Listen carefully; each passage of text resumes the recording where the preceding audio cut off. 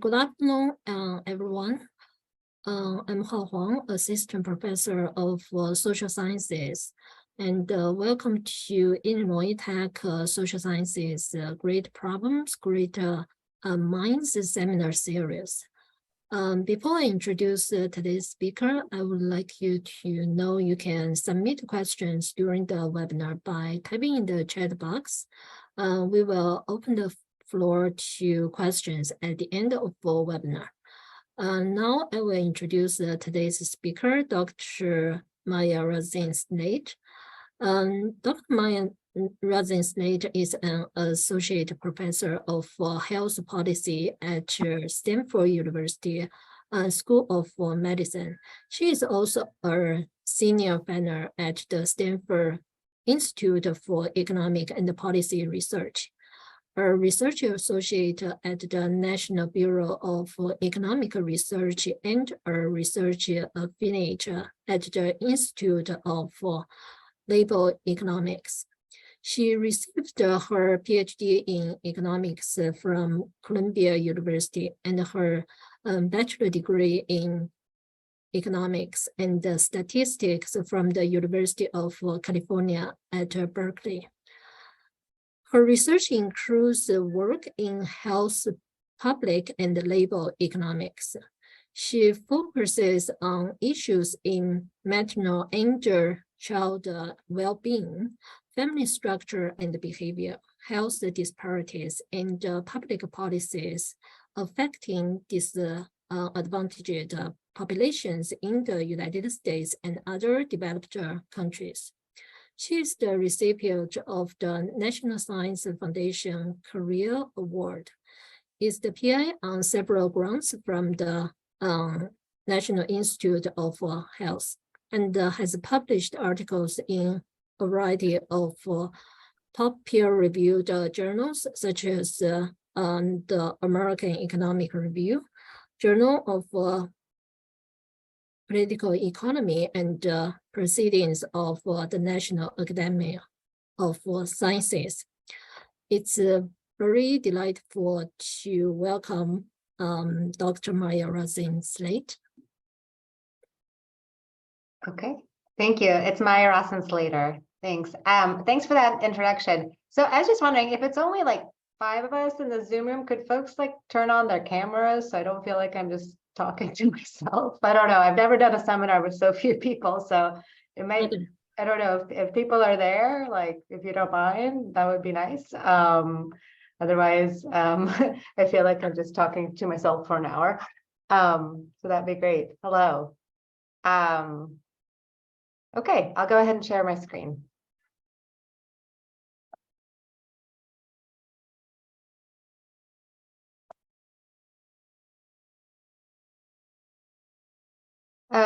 And not to mess up the format here, but I'm happy to take questions as I go, especially since we're so small. You can also obviously save them till the end. But if you have questions, you should feel free to jump in and interrupt and just ask. Wonderful. So I'm presenting a paper titled Maternal and Infant Health Inequality, New Evidence from Linked Administrative Data. It is joint with several other awesome co-authors, Kate Kennedy-Moulton, a PhD student at Columbia, Sarah Miller at the University of Michigan, Petra Pearson here at Stanford Economics, Laura Wary at NYU, and then Gloria Aldana from the US Census Bureau. I have to show you this disclaimer. We're using restricted administrative data that we're analyzing through the US Census research data centers. And so everything that I'm presenting you here has been properly disclosed and reviewed. Great. So just to motivate, we're going to begin with some statistics regarding both infant and maternal health. So despite being one of the wealthiest countries in the world, the US does remarkably poorly when it comes to international health rankings of infant health, right? So for example, the US infant mortality rate was ranked 33rd out of the 35 countries in the OECD. And much of this overall poor performance appears to be driven by a greater amount of inequality in infant mortality in the US. In particular, if you compare infant mortality rates for example, highly educated women in America, they do seem somewhat comparable to mortality rates for highly educated mothers in other, say, European countries. And more generally, these big disparities in infant health by race in particular, as well as by education, are well known and have been widely documented in a big interdisciplinary literature. But kind of despite this wealth of knowledge, we actually know much, much less about the relationship between parental income and infant health, nor on the intersectionality between income and race ethnicity. By that, I mean, we know that there's these big race gaps in infant health. Black infants tend to have much worse infant health outcomes than white infants. But is some of that difference driven by differences in economic status between the two groups? Or do these gaps exist even for, say, high income families? So that's a question that we're trying to answer here.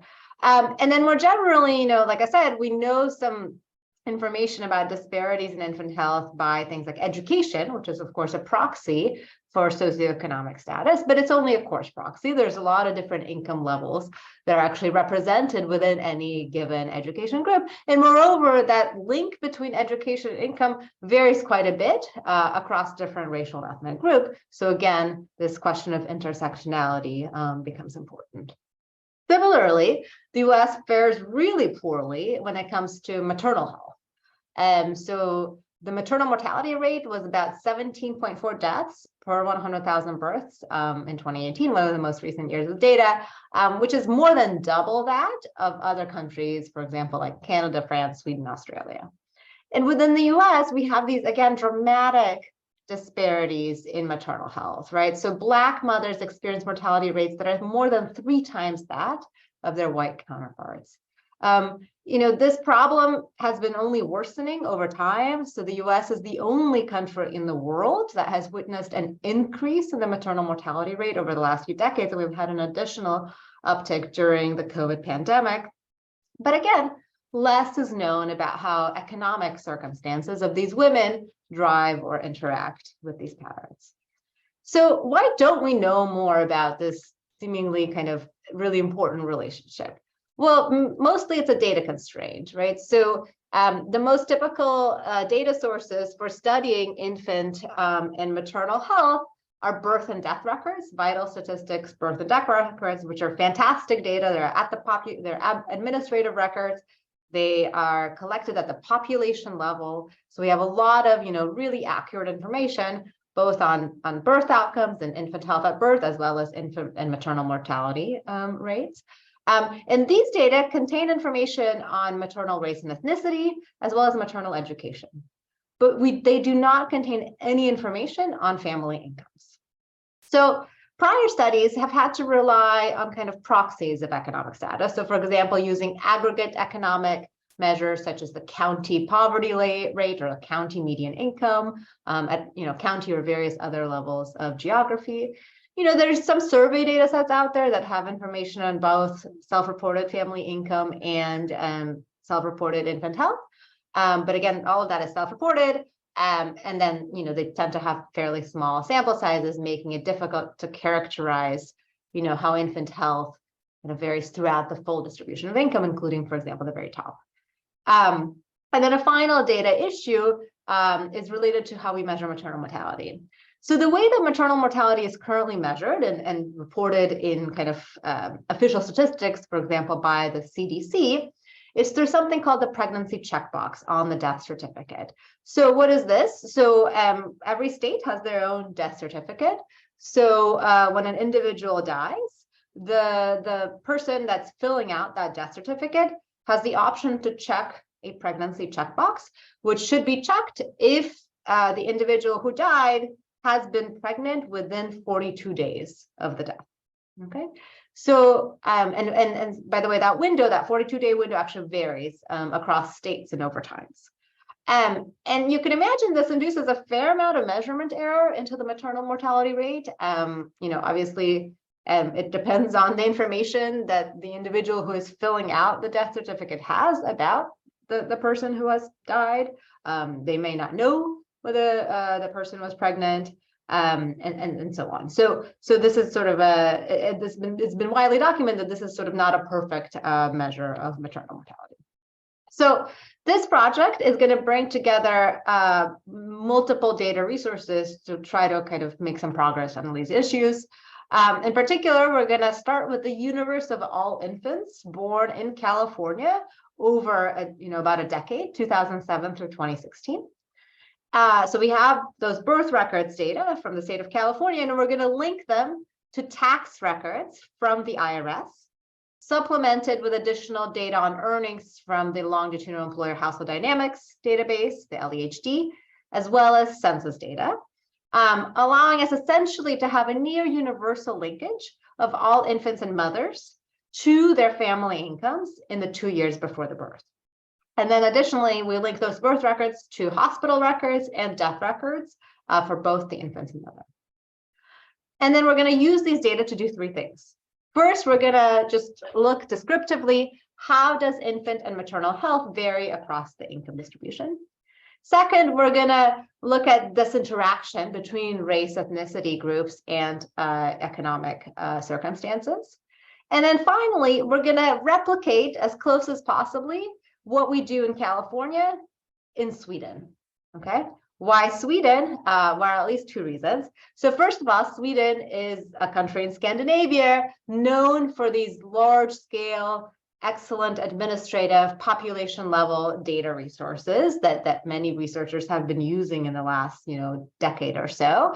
And so, not surprising, because of these great data that are available in Sweden, Norway, and Denmark, a lot of the research on the link between infant health and, say, long-run outcomes or the determinants of various factors affecting infant health has actually been set in those countries. So if we want to draw conclusions from the research done in Sweden or other similar places that have these great data, we need to know how patterns in Sweden might compare to other places, such as the United States.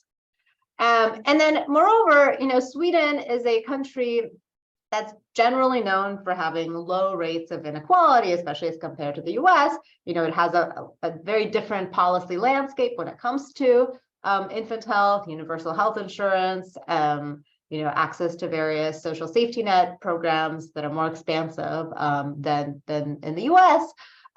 So it allows us to answer questions, how does the inequality in infant health compare in a place like California to in a place like Sweden? So for example, you might have a hypothesis that at the lower end of the income distribution, families in Sweden might do better than families in California, precisely because of these bigger social safety net systems in Sweden. But you might wonder, is that the case also at the top of the income distribution, right? So maybe, in a place like California or in the US more generally, where we're known for having a lot of healthcare innovation and kind of top pediatric hospitals and so on, perhaps you might think that families at the very top of the income distribution actually do better in terms of their health outcomes in California. That's Sweden, and we can look at that. Okay, so just a little bit more detail on the data. So we have the restricted version of the California birth certificates data, which contains detailed information on health at birth, so some standard indicators like birth weight, gestation length. And then we have information on the identities of the mother and father, as well as some demographic information. And then everything that we're going to do is going to be limited to nulliparous, which is first time, it's just a fancy medical term for first time live births, so firstborns, in order to avoid kind of confounding income, age, race, ethnicity, and birth order. And then, we do kind of a lot of work to try to keep as many records as we can. A key thing for us is obviously having that information on mothers and fathers so that we can find them in the tax data to find their incomes. And so in the small number of cases when that information is missing on the birth certificate, we supplement with additional data resources to kind of find at least some of those families. Okay. So how does this all work in terms of linking these administrative data sets? So it's a process done by the US Census Bureau. They do this for many of their own data resources that they collect. They essentially have an algorithm that takes all identifying information that is available in a particular data set for an individual, and link, and run that algorithm to link them to something called a protected identification key, or a PIC. It's essentially, you can think of it as a scrambled social security number or unique identifier for every individual. And so then once the data is picked, we can link both the kids and the parents. So we can pick kids and we can pick the parents, and we can link them to other data sources. Okay. And it's a pretty good algorithm, and the birth records data have a lot of identifying information. So we do a pretty good job in terms of finding as many people as we can. So in particular, we're successfully able to assign a PIC to more than 99% of these California birth records over this time period. Mothers are identified for almost all births, right? More than 97%. Fathers are sometimes not recorded on the birth record. So we're only able to find them, in just under 90% of cases. So still pretty good job. And then the income data, so just a bit more detail on that. So we have W-2 forms. So we're going to observe earnings reported by employers, and then we also have household tax filings. And then so if a family files their taxes, we're going to observe that, and we're going to be able to see their AGI, adjusted gross income. And we're essentially going to follow a prior paper by Chetty et al. To subtract disability payments from AGI to get a measure of non-transfer family earnings. And then additionally, for California and 11 other states, we have information on quarterly earnings based on state UI records that's available to us through the LEHD. Okay, so our income measure is sort of central to our analysis. So let me just provide a bit more detail on how we construct that. So if we have a birth record and we can find both parents and both parents file jointly, that's sort of our simplest case. So we're just going to use AGI net of disability payments. If we can find both parents and they file separately, then we're going to just add the non-transfer income across both parents. So this is important in the sense that we're not requiring actually the parents, for example, to be married or to living together even. We're sort of just going to try to figure out what is the total amount of financial resources, available in the family, assuming that if we can find the father in the data, that both, essentially, if we can find both parents in the data, then both parents are at least somewhat involved in the child's life. And then if the filings are not available for both or either parent, we're going to use their W-2 earnings. And then a very small percentage of cases, less than 1% essentially, W-2s are missing, but we observe the earnings in the LEHD, and so that we can use the LEHD. And then we're going to do that for the 2 years prior to the birth year. Okay, so basically trying to capture family resources kind of right at the outset before the birth. And so if this information is missing in one of the 2 years, then we're just going to use the non-missing year. And then finally, in the very small remaining percent of cases where we just can't find the father in the data, we're just going to rely on the mother's income. Okay, so then we have mortality data. So infant mortality, so there's 2 ways that we can observe mortality in this big data linkage. So first, we have something called the Numiden file from the Social Security Administration. So that is an administrative data set that the SSA keeps. It is essentially a log of all Social Security card holders in the United States. It's sort of very comprehensive.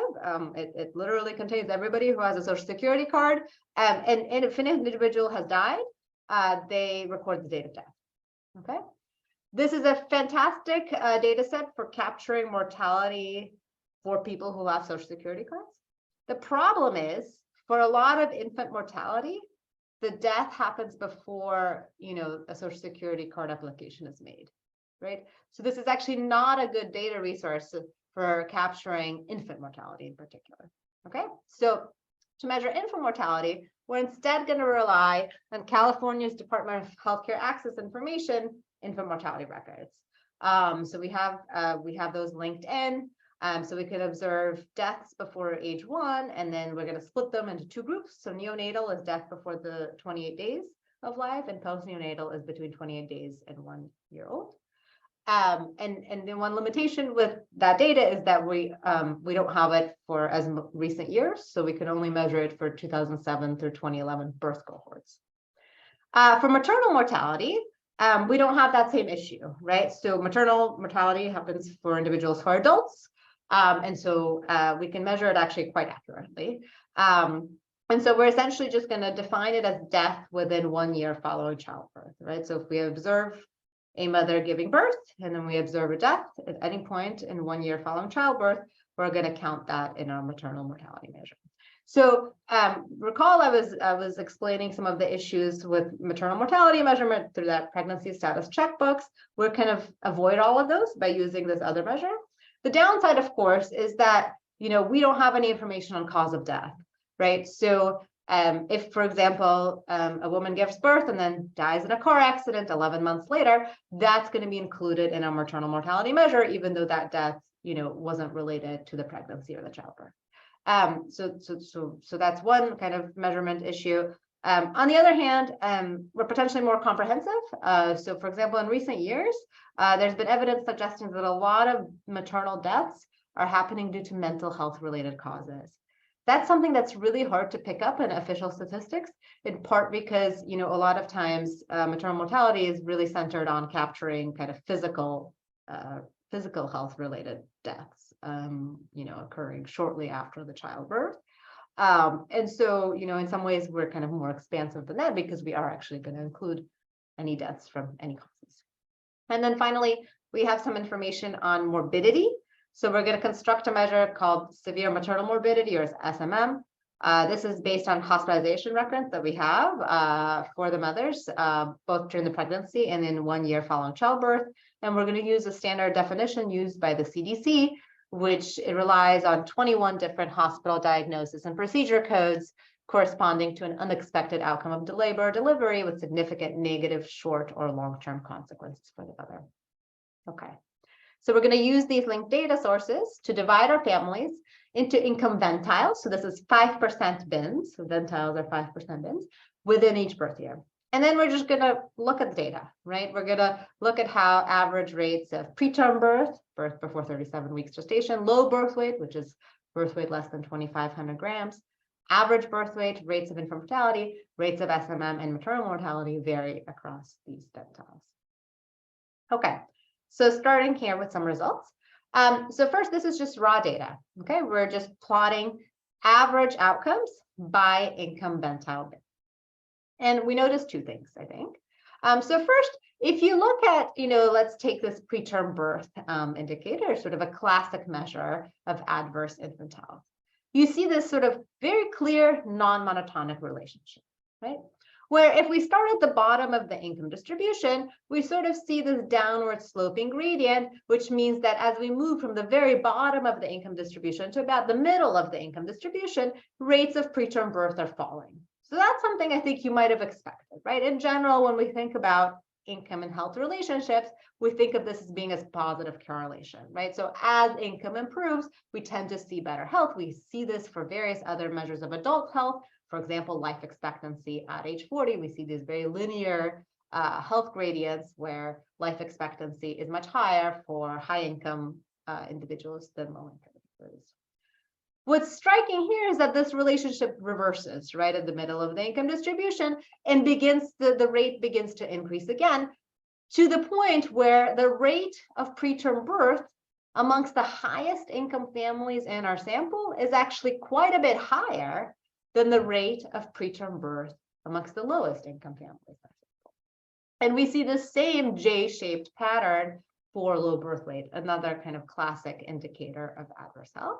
This difference is statistically significant and sort of non-trivial in terms of magnitudes, as denoted here. What's even more remarkable when you sort of think about that relationship is that when you look at infant mortality, the gradient is completely different. And you see this sort of, as predicted, downward sloping relationship throughout the income distribution. So what does this mean? It means that despite having kind of the worst measures of health at birth, infants at the very top of the income distribution are not only kind of catching up in their survival rates, they're not, just as likely to survive to year one, they're actually the most likely to survive to age one. Right? And you see this if you look at both neonatal mortality, so again, that's death within 28 days of life, and post-neonatal mortality, so that's death between 28 days and 1 year. So, it really suggests, I think, that, something is going on here where at the top of the income distribution, you're seeing these births that are kind of the most vulnerable in terms of standard health indicators. But yet the resources that these families have, and by that I mean a lot of things, right? Access to income and services and better hospitals and sort of all of the things that come with economic status in the US. They don't just buffer against that vulnerability in health at birth, but they allow these infants to actually be the most likely to live to age 28 days and then age 1. And this difference is sort of striking when it comes to differences in infant mortality, right? 1.8 per 1,000 births at the top of the income distribution versus 3.7 per 1,000 at the very bottom of the income distribution.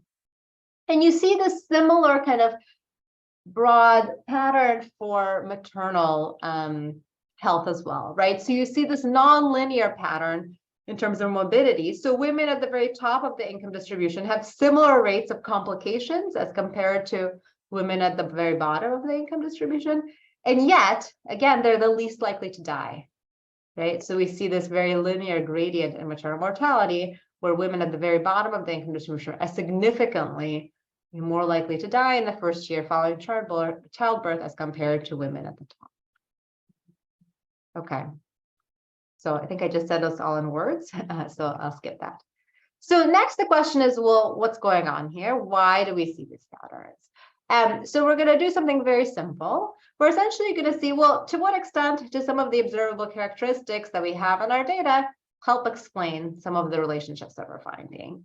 So we're essentially going to run a regression where we take, each of our outcomes, let's say birth weight, and regress it on a very kind of small vector of maternal and child characteristics, maternal age, an indicator for it being a non-singleton birth, so that's twin, triplets, etc., a proxy for marital status, and an indicator for the mother being foreign-born. And then we're going to run that regression, take the residuals, and then plot average residuals by bins. And so the question here is, do these characteristics help explain the non-monotonic pattern that we find? And the answer is, to a large extent, yes. So what's going on here, and this is, again, maybe let's focusing on this middle graph here for preterm birth, we sort of recover the standard relationship that you might have expected, which is that rates of this adverse outcome are much higher at the bottom of the income distribution than at the top, right? So what's going on? Well, it turns out, and this is perhaps not too surprising, and just based on kind of casual observation of the world, right? Women at the top of the income distribution tend to be older when they give birth. They also tend to be more likely to use assisted reproductive technologies. So, for example, IVF treatments. And those technologies are much more likely to result in non-singleton births, so twins and so on. And twins are much more likely to have a low birth weight and are much more likely to be born preterm. Okay, so essentially, a lot of that kind of disproportionately high rate of adverse birth outcome is explained by two factors at the top of the income distribution, and that's maternal age and non-singleton births. The residualizing doesn't do a whole lot to change the shape of the infant mortality gradient. So that's here. And then the other thing we can do is we can sort of ask this question of, well, is part of what's going on here that higher income families just go to better hospitals, right? So why is it that we're seeing that these high income families that tend to be much more likely to have non-singleton births, for example, twins that are born preterm, that have more kind of potentially complications at the time of birth, have these much higher survival rates? Are they just going to much better hospitals that have higher level NICUs and better staff and so on? So what we can do is we have information on hospital IDs in our data, so we can just control for hospital fixed effects, right? So effectively what we're doing is we're looking at these differences within hospitals. So comparing families that show up and give birth at the same hospital, do we still see these gradients? And the answer is yes. To a large extent, we continue to see these gradients. So, maybe the gradient is a little bit flatter for neonatal mortality, which makes sense. Neonatal mortality is much more likely to be explained by hospital characteristics. But we still kind of broadly see that gradient. So it doesn't seem like this is the whole story. So it's not just about the quality of the hospital. And then finally, for the maternal health outcomes, the same story applies, which is that, accounting for maternal age and non-singleton birth status helps explain that nonlinearity in SMM. Okay, so now we're going to do the same exercise, but we're going to do it separately by race, ethnicity, and income. Okay, and so I've been doing things by ventile so far, but to avoid disclosure of too small cells, when we break up the data in these categories, we sometimes must collapse down to bigger groups, so deciles or even quintiles. Okay, so let's start with just looking at birth weight, and the sort of two things emerge. So one is that, before we were seeing pretty clear gradients. Here, when we split it into racial groups, you could just see that the racial difference kind of overwhelm any income differences, right? These lines look a lot flatter, right? And that means that the gradients by income are just nowhere near as big as the big level differences by race ethnicity. And you see that also, like, income does not appear to explain a whole lot of the differences by race ethnicity. So in particular here for birth weight, you see highest average birth weight is among non-Hispanic white families. Lowest average birth weight is among non-Hispanic Black families. Although in this figure, it's also similar for non-Hispanic Asian. And then Hispanic and other groups are kind of in the middle here. Birth weight is not kind of the best, just average birth weight is not the best measure of infant health, though, because it doesn't capture kind of the extreme adverse outcomes. So this is perhaps a more interesting graph, which is the rates of low birth weight, right? And here you see the stark difference. So non-Hispanic Black families throughout the income distribution have much, much higher rates of low birth weight as compared to all the other groups. But in particular, the group with the lowest rates of low birth weight is the non-Hispanic white here in the triangles. Right? And so this holds throughout the income distribution. It does not appear that this gap really changes a whole lot throughout the income distribution. And moreover, you can see that basically rates of low birth weight for the highest income Black families in the top 5% of the California income distribution are higher than the low birth weight rates for the lowest income white families in the bottom 5% of the income distribution. And just a quick note here, these income bins are constructed kind of the same way by race groups. So they're not race specific. It's basically just, we're literally comparing individuals whose incomes make them in the top 5% of the California income distribution. And here's the bottom 5%. And the same pattern holds for preterm.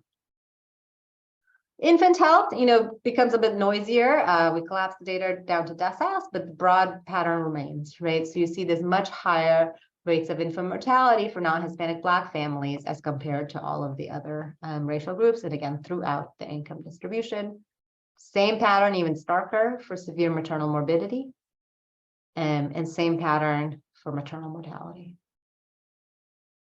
Okay, just some more specific numbers here, but the bottom line is, across most of these outcomes, infants born to non-Hispanic Black mothers in the highest income bin have much worse outcomes than the poorest non-Hispanic white mothers. Okay, in the last bit here, I want to discuss this California versus Sweden comparison. So just a brief note on Sweden. So we essentially recreate, to the best of our ability, the same analysis that we do in California. It's in some ways a lot easier to do in Sweden because these data are much more readily available. We use the same set of years, and we construct as analogous of a family income measure as we can. The only caveat is we don't actually have information on severe maternal morbidity because we don't have the relevant level of detail in the diagnosis codes. Okay, let me briefly dive into an issue that matters when we're doing cross-country comparisons of infant mortality. So I hope this is not too boring and in the weeds, but I do think it's important because it matters for when you say things like infant mortality rate in Sweden is, let's say 3 times lower than infant mortality rate in the US, what do we actually compare? So there's a couple issues here. So one is that, remember, in order to do our analysis, we need those PICs, those identifiers, because that is what allows us to merge births to family incomes. Okay.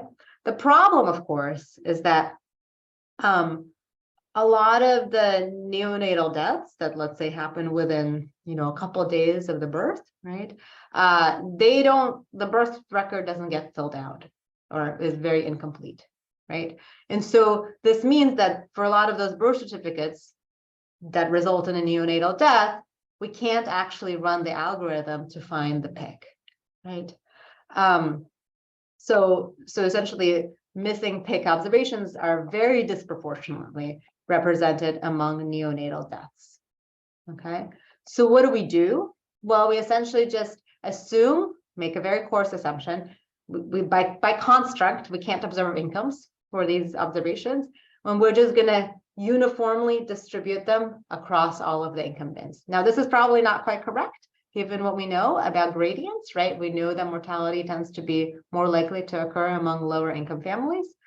If anything, this is going to kind of underestimate the level of inequality in the US by doing so. Okay. In Sweden, there's a different issue. So we actually have very good coverage of all neonatal deaths that occur in Sweden in our analysis sample, because we can do that by comparing to aggregate statistics. Unfortunately, though, they have a high rate of missing father IDs. There's a sort of institutional reason for this.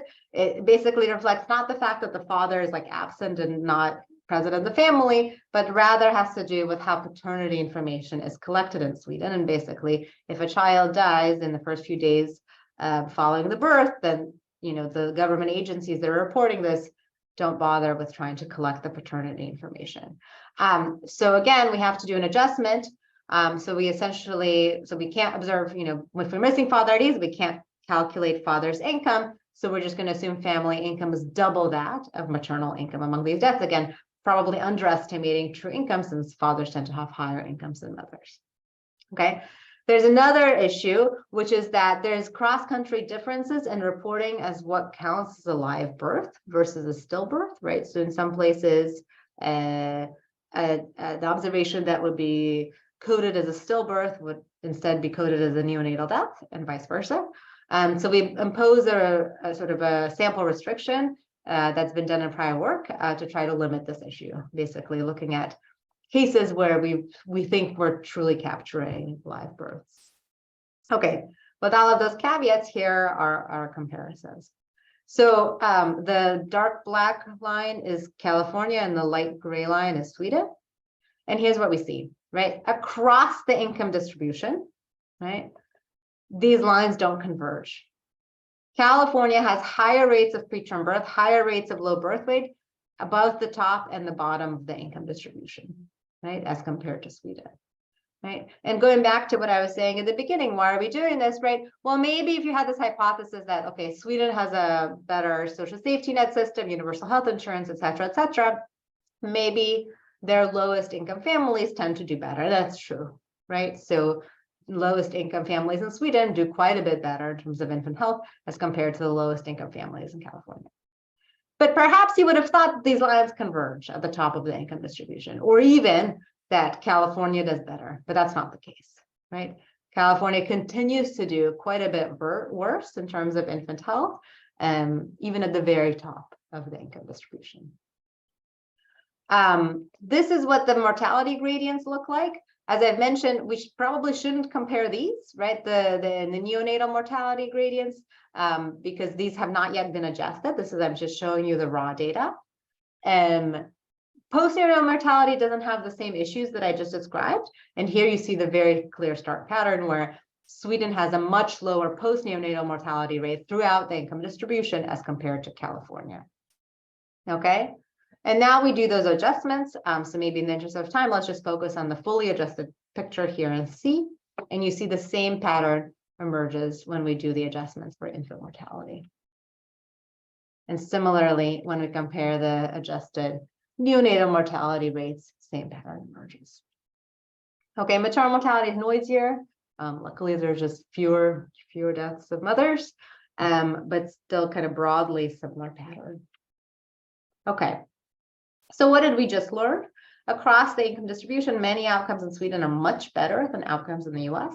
The lowest income Swedish mothers and infants in the first ventile of the income distribution do dramatically better than California mothers and infants anywhere in the income distribution, including at the very top.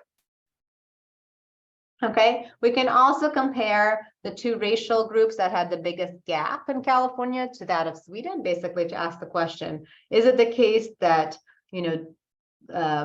infants born to Black mothers in California do disproportionately worse as compared to Sweden? Or is it that, all racial groups, the one with the best and the worst outcomes in California do worse than in Sweden? And the answer is the latter, right? So for example, looking at this preterm birth graph, the Sweden line is here in gray at the bottom, and then you have non-Hispanic white, non-Hispanic Black, and you can see that throughout the income distribution, compared to both racial groups, Sweden is doing better. Infant mortality is a bit, again, more complicated to compare. Perhaps some indication that infant mortality rate among white mothers is more similar to that of Sweden as compared to Black mothers. Similar story for maternal mortality. Okay, and then the last set of results here. So Sweden does not have information on race ethnicity, and of course has a very different history surrounding racial issues than the US, but we do have information on foreign-born status in Sweden. So you might expect that foreign-born mothers in Sweden, immigrant, refugees mothers in Sweden, tend to experience some of the biggest barriers to accessing resources and so on. And so these are sort of some of the most disadvantaged groups. So we can essentially look at how do foreign-born versus native-born Swedish mothers compare to foreign-born versus native-born California mothers. And these graphs are busy, I apologize for that, but the bottom line is, like, regardless of how we split the data, including by foreign-born status, families in Sweden just do dramatically better on all of these outcomes as compared to families in California. Throughout the income distribution, it's a bit more noisy for something like infant mortality and maternal mortality. Okay, in the interest of time, I'm gonna move to the discussion, and then I'm happy to take any questions. So when we think about healthcare innovation, right, we tend to think of the US healthcare system, for better or for worse, right? So we just have all, we're known for having some of the highest levels of healthcare technologies. And this is relevant because a lot of that innovation has actually been happening in pregnancy and neonatal healthcare. So a lot of the reason for improving infant mortality rates around the world, in particular neonatal health, has been due to these innovations, CPAP, ECMO, various therapies, and so on in the last couple of decades. More than half of the top 20 pediatric hospitals in the world are located in America. And so perhaps this fact might explain a key finding. Although children at the top of the income distribution are born with the most health needs and through the riskiest pregnancies, they still experience the lowest rates of infant mortality. So we have the technologies and the resources to help some of the most vulnerable babies survive and thrive in America. But of course, those benefits do not appear to trickle down to all Californians. And despite being born sort of quote unquote healthier in terms of observable measures, infants in the lowest income households experience mortality rates that are roughly double those in the highest income households. And similar story for maternal mortality rates. And again, despite this sort of story about superior medical technology and innovation, outcomes in California are no better than those of Sweden, including for those at the very top of the income distribution, right? Even some of the most disadvantaged groups in Sweden tend to have better outcomes than Californian mothers at the top of the income distribution. And remember, we're doing this in California. We're not doing this for all of America, right? California, if anything, has some of the better infant and maternal health outcomes as compared to other states. We have the 7th lowest infant mortality rate of all of US states. We have all these programs that are specifically targeting maternal health as well as infant health and racial health disparities within those outcomes. We tend to have some of the more generous social safety net programs, right? We're one of the few states with paid family leave. We have more generous Medicaid benefits than many other states. And yet, again, we're seeing these big differences. And then finally, I think one of the most striking and depressing findings of this paper is that the differences by race at all parts of the income distribution are just swamp differences by income. We don't see any evidence of convergence of racial disparities as income rise. So this raises questions of like, well, why is this? What's driving this? And what can we do about it? So the first point is that, clearly, if you're only thinking about targeting interventions based on economic status only, right, you're unlikely to be able to close these racial disparities or even move much of these racial disparities in infant maternal health, right? So of course, there's many reasons for why Black families throughout the income distribution face disproportionate barriers to accessing the healthcare system. They experience worse care once they've accessed it. And of course, there's a long history of racism and structural racism that might be driving these disparities across environmental, social, and healthcare channels. And then the more advantageous health outcomes in Sweden might emphasize the importance of sort of equitable access to healthcare throughout the life cycle, but in particular surrounding the time of pregnancy and childbirth. And the fact that we can't really explain these differences by looking at differences with hospitals suggests that, there's a lot of other aspects of the postpartum environment that might matter here that are outside of the healthcare system. Some examples include things like paid family leave and nurse home visiting programs. So that's all I have for my talk today, and I'm happy to answer some questions. If there are any. Oh, I see a raised hand. Go ahead. And I'll stop sharing. Yeah, thank you. Hello. Great presentation. So I guess I'm kind of surprised by the lack of difference good hospitals made. And I guess, it's always dangerous to extrapolate from personal experience. But I had one child born when I was incredibly poor at Stanford Hospital. And then I had another child born when I was making a lot more money in a rural hospital in New Mexico. And the care difference was astronomical and by far dwarfed any income benefits. And I guess I mean, my daughter ended up being in the hospital for 7 days when she was born, things like that. And so to me, that difference is striking when you go off into hospitals in the middle of nowhere. And so I'm just surprised that it was a very slight curve in your data at best. And so I wondered if you could comment on that. Yeah, absolutely. Thanks for sharing your personal experience. Yeah, you definitely have experienced variation in various margins of variables that we're interested in. I mean, this is all suggestive, right? Like ideally, if we wanted to really look at kind of the causal effect of hospitals, we would have some kind of, as close to exogenous variation in which hospitals people go to and sort of do a proper analysis along those margins. We're just doing something very suggestive, which is just including hospital fixed effects. So that's my first answer, which is that I don't think by no means that this is sort of a conclusive evidence that hospitals don't matter. This is very much purely suggestive. I think again, it's sort of, I think it also matters when we're talking about which outcomes, right? So there's, especially, you probably think neonatal mortality is the one that's most affected by hospital quality. Post-neonatal mortality, we have evidence that most of that is really driven by factors outside of the healthcare system specifically, or outside of the hospital in particular. When it comes to neonatal health, I mean, it's absolutely true. I mean, I've also done some research on NICUs, neonatal intensive care units, and it is absolutely true that there's a tremendous amount of variation in NICUs across hospitals in terms of just levels of NICUs, technology available, just the quality of the neonatologist. I mean, Stanford has one of the best NICUs in the country.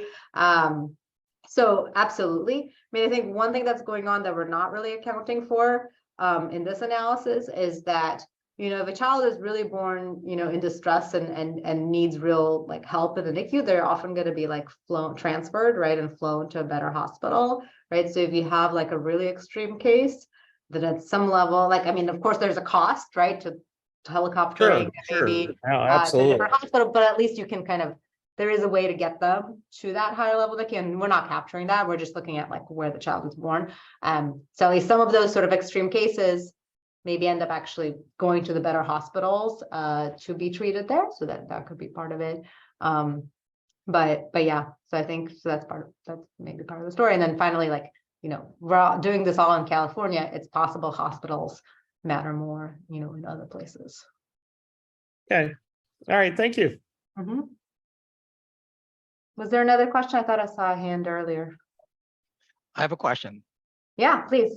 Yeah, so my son was born in Cambridge, Massachusetts. When I was a postdoc, I also didn't have anything. What my son did have were overeducated parents. Both his parents have a PhD. So I wonder if you have a control for parental education and also control for the family size, which indicates how many other children that the parents have to take care of simultaneously. Yeah, so the second question is easier to answer in that we're only looking at first birth. So everything that we're doing is just capturing what's going on at the time of the first birth. And we haven't sort of done any analysis on higher order births. On the second one, so we currently don't control for education. We certainly could. Part of that is like basically age and non-singleton status did so much to kind of that. Those are really the key drivers of the relationship that we're seeing between income and infant health. So when you add in other variables, it doesn't move the needle a whole lot.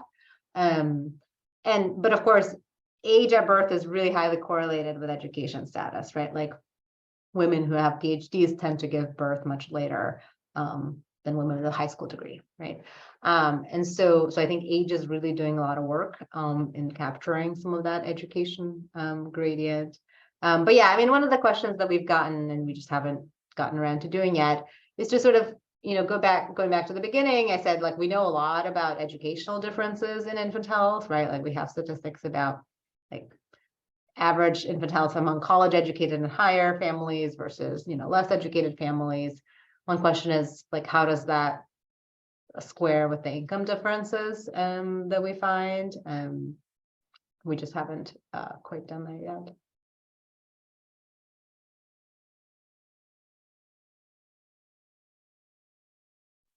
If you don't mind, can I ask another one? Absolutely, no problem. So some of the data that you showed had a lot of variation from point to point. And I think at one point you mentioned that you considered it noise and scatter in the data or something like that, because I think you used the term noise. How do you estimate the error bars on each one of those points to say that that is really a significant difference between?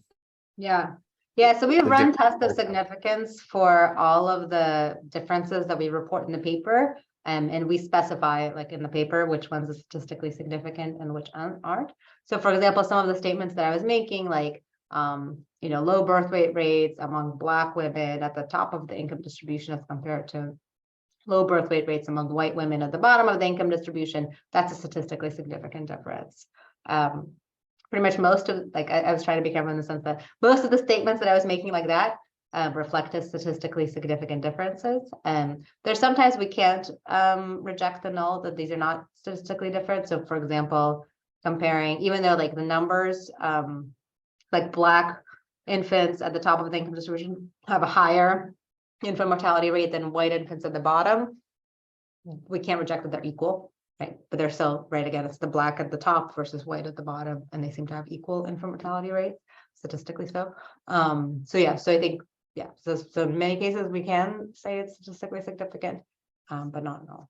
And like when people ask us questions, which is a really important question, for example, what about Alaska Native American Indian, right? Like, why are you not capturing that group? Well, it's just the sample size issue. We just really, the data gets super noisy when we look at just that group and try to look at income gradients within that group is just statistically not very feasible. Awesome. Okay, thank you so much. Thank you. I appreciate it. Maya, thanks for your great talk. So I'm wondering, since you mentioned this income is not convergence for the racial gaps. One main reason is like age. So which means that you already control the age. So one thing that I didn't show you, just out of the interest of time, is that we can run those residuals, right? So where we control for age and foreign-born status and marital status and non-singleton indicator, and look at the racial differences after adjusting for those characteristics. And basically the reason I didn't show you is because it doesn't do much. So once you account for those characteristics, the pictures look very similar, basically. So those characteristics do not seem to really explain any of the racial gaps that we're finding. Okay, I see. Then what's your opinion actually? What affects these racial gaps? Yeah, no, I mean, that's the $1 million question, right? Like, I think there's a lot more research that has to be done to identify that. I mean, if I had to think about this sort of at a high level, I would sort of group them into 3 categories, right? So one would be healthcare systems, healthcare system factors. So things like bias within the healthcare system, just differential access to healthcare providers, the race of the physician. There's all this evidence now that if you're a Black patient, if you have a Black doctor, you have much better outcomes, right? And we have very few Black doctors, so that might be a factor as well. Then there's, of course, environmental factors. So we have evidence on racial disparities and exposures to environmental toxins, for example. And we know that those really affect infant health, racial disparities in lead exposure, things like that. And then, of course, kind of social factors, right? So disproportionate effects of exposure to racism in society, and things like stress due to experiencing police brutality or other types of violence in the area. So I think there's so many, it could draw a big conceptual framework diagram with all these arrows, show these differences. I mean, I think for thinking about what to do, right, for policy, we need to unpack those, right? Which of those seem to matter the most, which matter less. Because then sort of thinking about where to intervene and where to try to make change. But yeah, I think that's how I would sort of try to think about that. I see. And the other question is you have figures that shows California and Sweden differences in infant neonatal and post-neonatal. So it seems for post-neonatal have a very similar pattern, but for the other 2 has different. Right. So I think this relates to the issues I was mentioning about the measurement issues, right? So you have to look at the adjusted figures, which are in our appendix. But yeah, the patterns are the same when we kind of adjust for those missing data issues, right? So in California, we're disproportionately basically underestimating the neonatal mortality rate because we have those missing picks. And then in Sweden, we're arbitrarily making a steeper gradient for neonatal mortality because we are missing father incomes for lots of neonatal deaths. So basically, you're going to shift a lot of those cases to the bottom of the income distribution if we only observe maternal income. And so once you adjust for those things, the patterns look very similar to the other figures. Oh, okay. So you mean the different? Oops. So you mean the difference is mainly because of the measurements arrow instead of yeah, I don't think it reflects a true difference. I think it's measurement error. We spent several months on this issue, thinking about it, because it was very complex and sorting out through all these different measurement issues. And we did a lot of exercises related to that. And so that my thinking is that, yeah, I think the patterns are actually very similar once you sort of properly adjust for these measurement issues. Okay, I see. Okay, thank you so much. Of course, you're very yours, welcome. Thank you for the invitation. And Yeah, it was very- nice to thank you for coming, Stephanie and Yuri. Appreciate it. yeah, Thank you. thank you. Thank you so much. Yeah, Okay, thanks. bye-bye. Thank Bye. you.